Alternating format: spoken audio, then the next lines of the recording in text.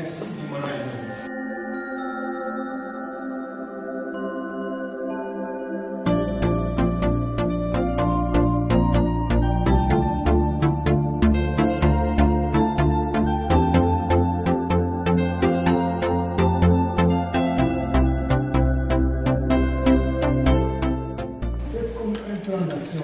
Ce que vous pouvez améliorer dans ce que vous faisiez grâce à cette formation. Dans la préparation intellectuelle de la réunion, qu'est-ce qu'on envisage? Numéro 1, l'objet. Attention, une réunion ne peut pas être indéterminée. Comme on apprend au gouvernement, je vais entrer dans la réunion à 10h pour terminer à 22h45. Une réunion peut être limitée dans le temps.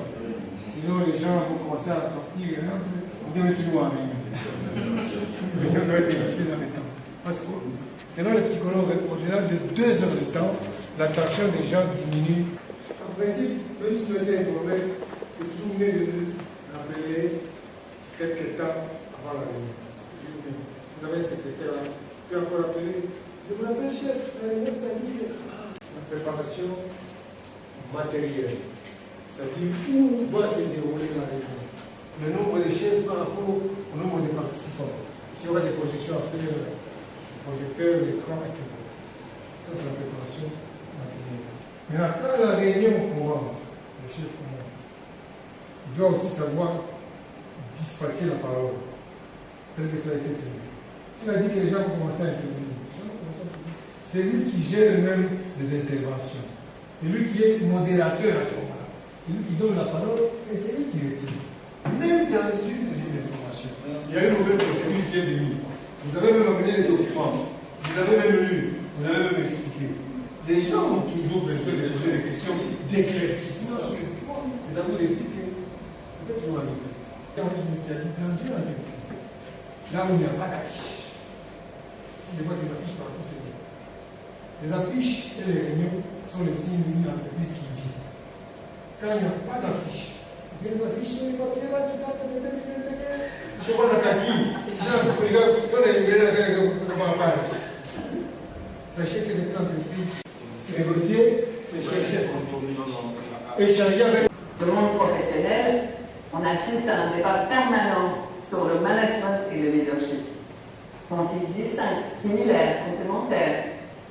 Essayons de nous mettre d'accord sur ce point pour commencer. Zalesnik, dans son article de 1977, le leadership et le management sont-ils différents, a lancé un débat de fond sur le sujet, plus tard repris par Kotter en 1988. Zalesnik décrit le management comme mettant l'accent sur la rationalité et le contrôle. Le doute est quels sont les meilleurs moyens d'atteindre les résultats afin que les employés continuent à contribuer à cette organisation. En d'autres termes, le management serait essentiellement centré sur la tâche.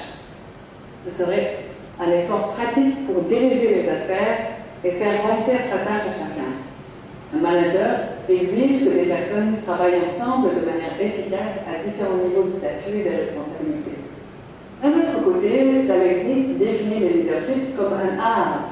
Le département de formation et à tous les participants qui sont impliqués depuis le premier jour jusqu'au dernier. En tout cas, la façon dont on m'avait considéré, la façon dont vous m'avez traité m'a beaucoup plu.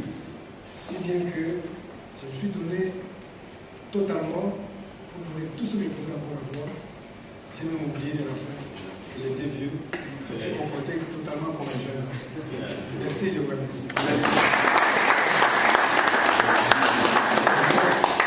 De la transmission du savoir que vous avez voulu nous transmettre. Vous avez accepté de le transmettre avec facilité, aisance et amour. En tout cas, nous sommes très reconnaissants.